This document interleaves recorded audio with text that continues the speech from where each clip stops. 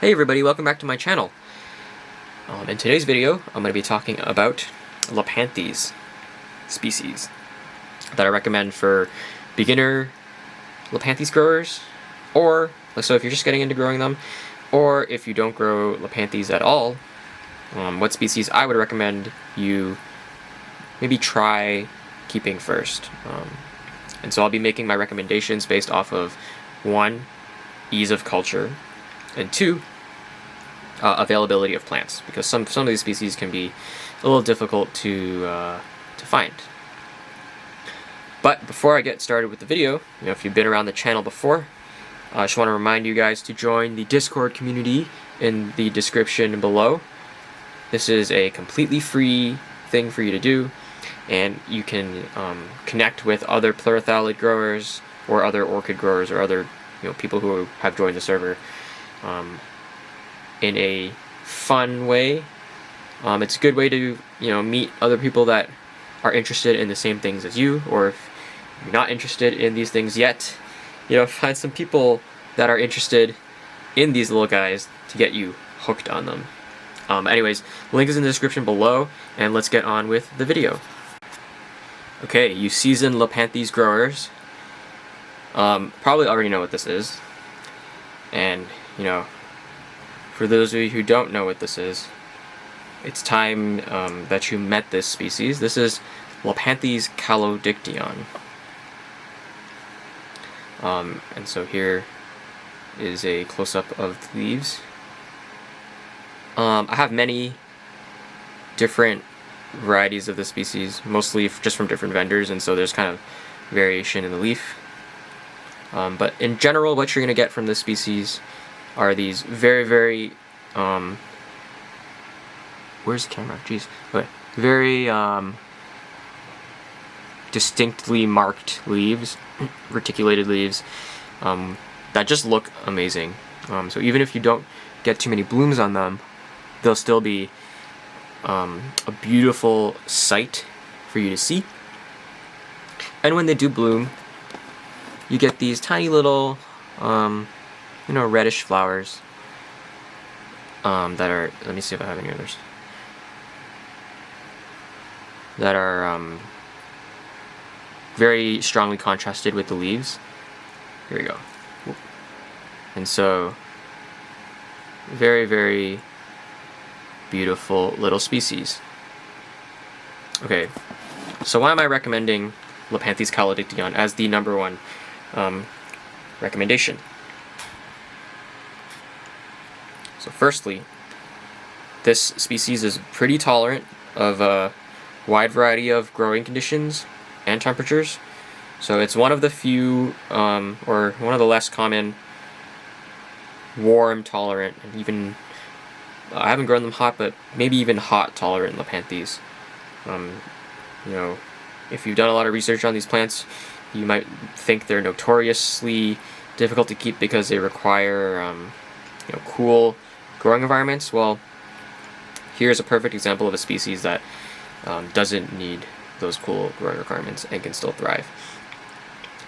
On the other hand, this is also a species that can take cool growing environments, and so it's just such a versatile little species that is really forgiving. You can see here I have this plant growing on tree fern, and that's just on some sphagnum. This plant is on tree fern, but with some live moss. This plant is on cork with live moss. This plant is also on cork with live moss, and so very forgiving species, will grow very easily. Only catch is they like high humidity because they have very thin leaves, and they like to stay wet. And so if you can provide that high humidity and wet, you'll have these guys growing and blooming super awesomely for you in no time. Other thing, super readily available. Probably because it grows so well and is such a popular species to keep. You can find this species on most import lists from South American companies that sell orchids. And so yeah, Lepanthes calydiction, highly recommended. First species. One catch, I would say, is that these don't ship very well. Being thinner leaf species, it could be a risk when you import them. So I would recommend not ordering this species in hot, dry months. Maybe in like spring or fall, when it's cooler, a little more humid, would be a better time to order one of these from an importer. If it's what's it called? Company in your country or whatever, or can get these shipped to you really fast, then I guess you can order them whenever. They'll probably be fine. Really, really fun, awesome species. So again, Lepanthes calydiction, must have. Okay, but what if, I say it's really easily available, but what if you can't find one? What if, it's so popular that it sells out instantly everywhere you go? Well, here's the next best thing, and this is Lepanthes tentaculata. So again, all the characteristics of calydiction, and that it's easy to grow, it's pretty readily available. It likes it wet, doesn't ship well in like drier months. However, the only thing with tentaculata are the markings on the leaf are not as intense. You can see here they're a little more subtle, a little more understated, but nevertheless grows just as well or easily as calydiction, and forms these giant clumps when you have them for longer. I haven't had that calydiction very long, but I've had this plant for probably 3 years now, and so you can see it's really formed a big clump. But yeah, tentaculata as a backup if you can't get calydiction. Okay, the next species that I would recommend if you're a early Lepanthes grower or Lepanthes curious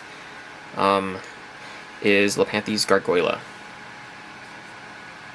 Let me get this in here. Okay. So Lepanthes gargoyle is a larger plant. Again, it does have very, very beautiful and attractive leaves, even when it's not in bloom. And again, it's another one of those warmer tolerant, but also cool tolerant species. So it has a very nice tolerance. Flowers are a little more, plain than, I guess, in coloration. There is a xanthic variety of this species, which is a completely yellow and green flower, and the leaves are green without any of this red pigmentation. But this species, again, first of all, very forgiving. Second of all, it cakeys like crazy. So if you aren't familiar what that means, it's when at the base of a leaf, the plant will clone itself. So if you see here at this leaf, there's a little, can I refocus on this? Alright, there's like roots here and a leaf coming out of this leaf. Eventually this leaf here there will be multiple leaves and it'll just be its own plant. And you can peel it off and divide it, which I've actually done with this plant right here. And you can see here I have a clone of the plant, and it grows very well, very fast. And so Lepanthes gargoyle, I feel like, is almost always available at Equigenera. I don't know if they just have like tons of these things, but I really haven't seen it not available. And so it's a very, very good species to get started with growing Lepanthes. And these import pretty well. At least better than calydiction and those more thin-leaved things. I have this growing here on tree fern with some moss, and it's just like drenched with water every day basically, and it loves it. So Lepanthes gargoyle. So the last species I have for recommending for beginners is Lepanthes telepogoniflora. And you can see here's the really, really humongous, brightly colored orange yellow flowers relative to its tiny, tiny leaves. So Lepanthes telepogoniflora is another warm growing species. And this is another one that's really readily available, I feel like, just because it's so popular and so easy to grow relative to some of the other Lepanthes species in like household conditions. Funnily enough, I'm not very good at growing this species. I think my tent is too cold for the species, but nevertheless, I would recommend this to beginners because you can grow it in like a terrarium or something, and it'll just take off if you give it warmer conditions. Anyways, this is Lepanthes telefocus camera.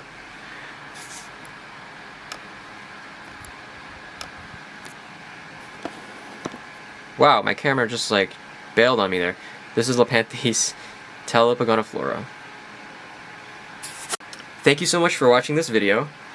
And if you didn't watch the video, to summarize, I recommend Lepanthes calodictyon, Lepanthes gargoyla, and Lepanthes telepogoniflora as my top 3 Lepanthes species for beginner growers.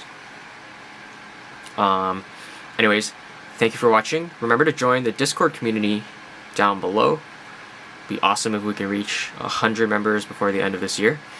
And thanks for watching, and I'll see you in the next video.